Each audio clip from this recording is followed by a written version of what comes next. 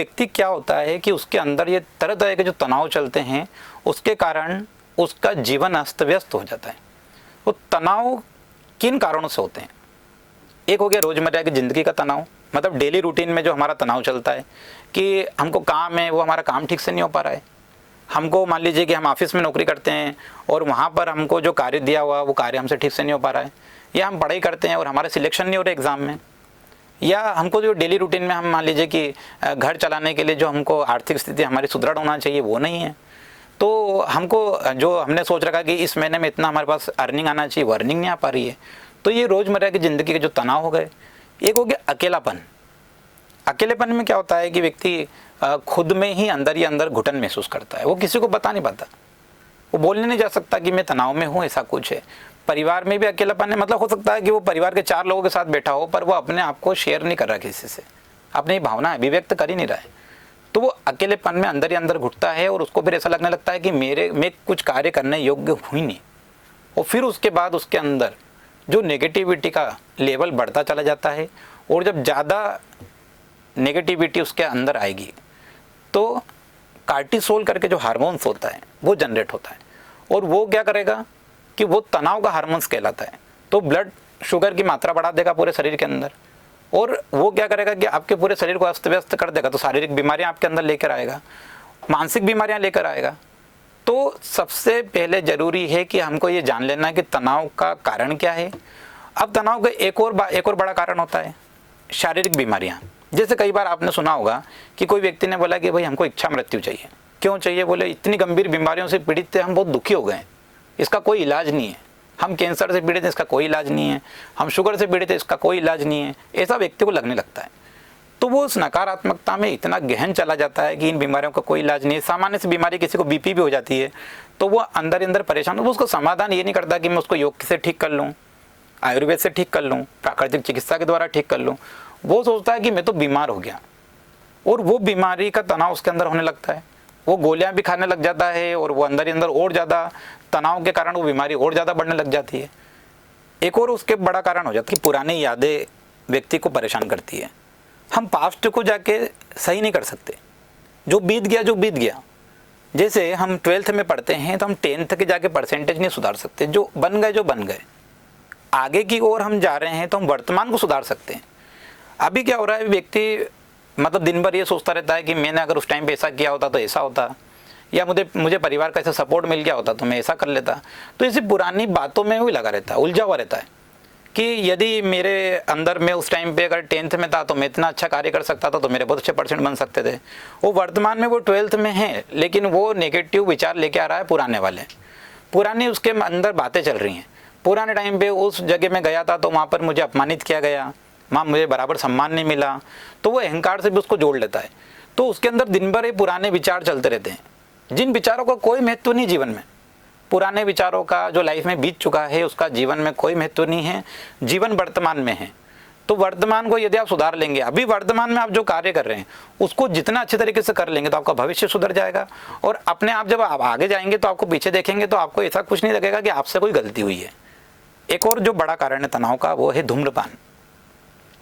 शराब हो गया, सिगरेट हो गया, इनका सेवन बहुत ज़्यादा युवा भी करते हैं, और उसके कारण क्या होता है कि वो तनाव में रहते हैं। अभी एक रिसर्च आया, उसमें आया कि जो शराब पीने वाले लोग हैं उनमें बहुत ज़्यादा तनाव का स्तर देखा गया है।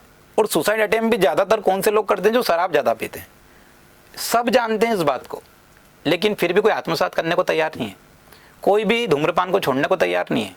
जिनको पता है, इसके नुकसान पता है, नुकसान मालूम होने के बाद भी आगे रहकर उसका सेवन करते हैं। तो ये भी तनाव का एक बहुत बड़ा कारण है। एक और जो मतलब जैसे आधी आबादी की बात करते हैं, महिलाओं की, माता बहनों की बात करते हैं, तो देखा गया है कि घरेलू हिंसा, घरेलू कलह बहुत ज़्यादा होती है। एक मान लीजिए पति पत्नी का बहुत ज़्यादा झगड़ा होता है, तो उससे वो दोनों बहुत तनाव उनका बहुत ज़्यादा हाई होगा, दिन भर तनाव में रहेंगे। यदि घर के अंदर व्यक्ति बाहर की दुनिया से सब तरह का संघर्ष कर सकता है, पर घर के अंदर के तनाव से उसको सबसे ज़्यादा विचलित होता है। यदि कोई व्यक्ति के जैसे उसके घर के अंदर दिन भर झगड़े चलते हैं, दिन भर कलह चलती है, दिन भर उसके यहाँ पर घरेलू हिंसाएं हो रही हैं, तो वो व्यक्ति परेशान है। अब ये घरेलू हिंसा क्या हुई? जैसे एक हमारी माता बहन है, वो घर के अंदर ही रहती है, उसको बाहर जाने की अनुमति नहीं है, और उसको घर पे ही उसको मानसिक रूप से प्रताड़ित किया जा रहा है, जैसे हम देखते हैं दहेज प्रताड़ना वगैरह, या उसको शारीरिक रूप से उसको मारा भी जा रहा है, पीटा भी जा रहा है, तो वो अंदर ही अंदर उसको घुटन होगी। तो हमारे देश में देखा गया है कि महिलाओं के अंदर घरेलू कलह और घरेलू हिंसा के कारण तनाव का स्तर बढ़ा हुआ रहता है। एक होता है वंशानुगत की पीढ़ी में, जो हमारे ऊपर की पीढ़ी होती है उसके अंदर तनाव प्रबंधन वो नहीं हो पाता, ठीक से नहीं कर पाते, तो वो पीढ़ी में अगली पीढ़ी में भी वो स्थानांतरण होता है। सकारात्मक दृष्टिकोण का अभाव। देखिए अभी सबसे बड़ी आज के दौर में क्या दिक्कत आ गई है कि हर व्यक्ति को नेगेटिव विचारों की तरफ ज़्यादा उसका आकर्षण होता है, तो सकारात्मक दृष्टिकोण का उसके अंदर अभाव हो जाता है। वो सकारात्मक दृष्टिकोण जिससे वो पूरी दुनिया बदल सकता था की जगह वो नकारात्मकता की तरफ ज़्यादा जाता है। नकारात्मक विचार उसको अपनी तरफ ज़्यादा आकर्षित करते हैं, सकारात्मक दृष्टिकोण का उसके अंदर अभाव हो जाता है। तो ये भी एक तनाव का बहुत बड़ा कारण है। दूसरा एक और जो कारण है वो है अपनी क्षमताओं को ठीक से मूल्यांकन नहीं कर पाना। कई बार होता है कि कोई जैसे अपन देखते हैं 12th के बाद बच्चों को देखते हैं या 10th के बाद देखते हैं, उनके माता पिता ने बोला भाई देखो इंजीनियर बनना है, देखो मेडिकल लाइन में जाना है, तो उसने बोला ठीक है पापा बोल रहे तो मैं चला जाता हूँ, पर उसने अपनी क्षमताओं का मूल्यांकन नहीं किया। हो सकता है कि वो उसका आर्ट्स में बहुत अच्छी कमांड हो, और हो सकता है कि वो आने वाले समय में प्रतियोगी परीक्षाओं का सफलता प्राप्त करके और हो सकता था कलेक्टर बन सकता था। उसका रुचि थी, क्योंकि उसकी आर्ट्स में रुचि थी, वो इतिहास बहुत अच्छा पढ़ता था, तो मान लीजिए कि वो उस रुचि से बहुत अच्छा कार्य कर सकता, लेकिन उसको डाल दिया गया गणित का सब्जेक्ट लेके और उसको डाल दिया इंजीनियरिंग लाइन में। अब वहाँ पर भी उसका क्या होगा, परसेंटेज अच्छे नहीं बनेंगे। तो उसके सबसे पहले व्यक्ति को स्वयं की क्षमताओं का मूल्यांकन करना जरूरी है कि मैं क्या कार्य अच्छे से कर सकता हूँ। मान लीजिए कोई ऐसा टिपिकल कार्य जो हमसे हो ही नहीं सकता और हम जबरदस्ती उस कार्य को अपने ऊपर ओढ़ लेते हैं कि नहीं इस कार्य को तो मैं कर लूँगा, लेकिन आप जानते हैं कि वो आपकी क्षमता के अनुरूप नहीं है, तो ऐसे कार्य आपको तनाव लेकर आएंगे। हर जगह हाँ करना ये भी गलत है। जहाँ पर आपको लगता है कि इस जगह पर हाँ बोलना चाहिए इस कार्य की, उसी जगह आप हाँ बोलिए। यदि आपको लगता है कि आपके पास समय है और आप कहीं जा सकते हो, किसी को अपना मूल्यवान समय दे सकते हो, तो ही आप वहाँ पर हाँ बोलिए। आपकी क्षमता है उसके अनुरूप अगर आप कार्य कर सकते हैं तो ही आप उसको हाँ बोलिए। आपको मान लीजिए आपके बॉस ने बोला कि आप इस फाइल को कंप्लीट करके ले आइएगा, ये 10 पन्ने की फाइल है, इसको आप मुझे आधे घंटे में कंप्लीट कर दीजिए, और आपने उनको उनके सम्मान के कारण या हो सकता है अन्य कारणों से आपने उनको मना नहीं किया, और आप वो 10 में से 2 पन्ने भी कंप्लीट नहीं कर सकते, तो आप उस 1 घंटे अगले 1 घंटे अगले 2 घंटे आप बिल्कुल तनाव में रहेंगे। क्यों? क्योंकि आपसे कार्य हुआ नहीं। और आपकी क्षमता 2 पेज की, अगर आप बोल देते कि सर मैं तो केवल 2 पेज कर पाऊंगा, बाकी मेरे से नहीं हो पाएगा, आप मेरे सहयोग में किसी को रख दीजिए, तो वो भी खुश होते हैं और उनका काम भी अच्छा होता और आप पे भी तनाव नहीं आता। तो कई बार क्या होता है, व्यक्ति अनेक तरह के कार्य लेता अपने ऊपर, सुबह से शाम लगा हुआ है, बहुत तरह के कार्य कर रहा है, और उसके कारण क्या हो रहा है, उसका तनाव का स्तर बढ़ता जा रहा है। क्योंकि वो फिर क्या होगा, जैसे सुबह व्यक्ति उठने के बाद वो लगातार कार्य में लगा हुआ है और उसके कार्य अगर व्यवस्थित नहीं है तो क्या होगा कि उसकी क्षमताएं पूरी तरह से कार्य नहीं कर पाएंगी और व्यक्ति तनाव में चला जाएगा। एक और जो बड़ा कारण है वो है दूसरों पर निर्भर रहने की क्षमता। तो दूसरों पर निर्भर होना, जैसे क्या हो गया कि कई लोगों को हमने देखा है कि अपेक्षाएं कर लेते हैं। अपेक्षा दुखों का भी कारण है और अपेक्षाएं तनाव का भी कारण है।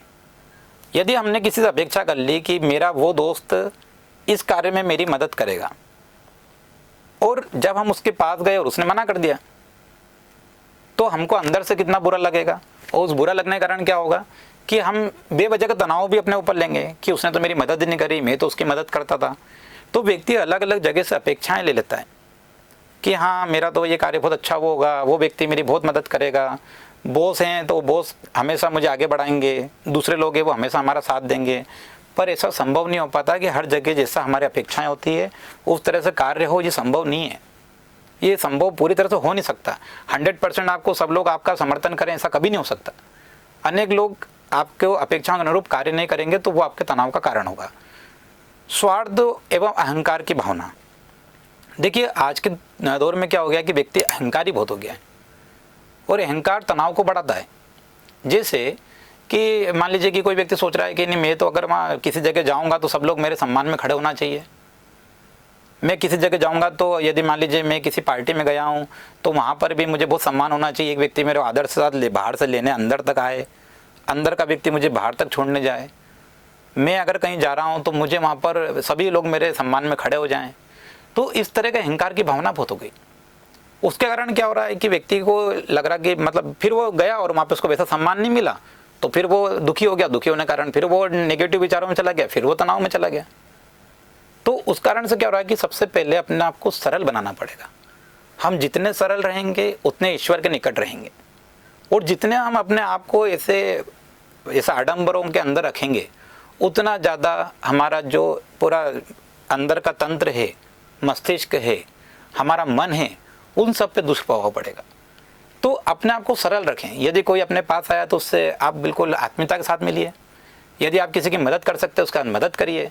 यदि आप किसी के काम आ सकते हैं तो काम आइए। हमेशा स्नेह बांटिए। यदि आप सबके साथ में जैसा आपके अंदर के भाव है उसी तरह का अगर आप प्रकटीकरण करते हैं तो कभी आपके अंदर तनाव नहीं आ सकता। बच्चों के अंदर ज़्यादा तनाव नहीं होता है। क्यों नहीं होता? क्योंकि उनके अंदर जैसे विचार हैं वैसा उसका प्रकटीकरण है। लेकिन जो जैसे जैसे उम्र बढ़ती जाती है तो व्यक्ति अपने आप को एक दिखावे की दुनिया में ले जाता है कि मैंने यदि कहीं जा रहा हूँ तो मुझे क्या होना चाहिए, वहाँ पर सम्मान होना चाहिए, वो सब लोग मेरा आदर करना चाहिए, वो मैं सबसे अलग दिखना चाहिए, और इसे अलग तरह के न जाने कितने तरह के उसके अंदर विचार चलते रहे। हम जितनी ज़्यादा मदद करेंगे, जितना ज़्यादा लोगों के काम आएंगे, उतना ज़्यादा हम खुश रहेंगे, उतना ज़्यादा हम तनाव से दूर रहेंगे। और जितना ज़्यादा हम समाज की मदद करेंगे, लोगों की मदद करेंगे, उतना ज़्यादा ही हमारे अंदर से भाव अच्छे रहेंगे और अंदर से हमको खुशियाँ मिलेगी। एक और जो बड़ा कारण हो गया है वो हो गया है कि आज के दौर में नास्तिक व्यक्तियों की संख्या बढ़ गई है। उनका अपने धर्म के प्रति, अपने ईश्वर के प्रति, ऊपर वाले के प्रति आस्था पूरी तरह से उन्होंने नगण्य निकल ली, और वो इसको ना मानते हैं कि हम तो एडवांस हो गए। जबकि यदि हम मंदिर में जाते हैं, गुरुद्वारे में जाते हैं, जो आपके धर्म में बताया गया उसमें जाते हैं, तो वहाँ पर जब आप जाएंगे तो आपको सकारात्मक ऊर्जा प्राप्त होगी, कभी नकारात्मकता नहीं मिलेगी। यदि आप अपने ईश्वर के सामने जाते हैं, प्रार्थना करते हैं, उनको अपने जैसे, अगर आप किसी को बता नहीं सकते कि मैं इतना परेशान चल रहा हूँ, मैं ऐसा कुछ है, तो हम आँख बंद करके अपने ईश्वर को तो बता सकते हैं। मान लीजिए चलिए किसी को आपने बताया, कोई आपकी मजाक उड़ा सकता है, पर आपका ईश्वर तो आपकी सुन रहा है, तो आप मंदिर नहीं जा सकते तो मन में ईश्वर का ध्यान करके उनको अपनी बात बताएं, प्रार्थना के द्वारा अपनी बात उन तक पहुंचाएं, तो उससे भी आपको बहुत मनोबल आपका बढ़ेगा। अनेक जगह आपने देखा होगा डॉक्टर भी बोलते हैं कि यहाँ पे दवा के साथ में दुआ भी काम आएगी, यहाँ प्रार्थना काम आएगी, यहाँ प्रार्थना कीजिए, ईश्वर से प्रार्थना कीजिए। तो ये एक सकारात्मकता अपने अंदर की जो आएगी, अगर हम ईश्वर को बता देंगे तो हमारे मन का जो बोझ है वो उतर जाएगा। वो मन का बोझ उतर जाएगा तो हम तनाव से मुक्त हो जाएंगे।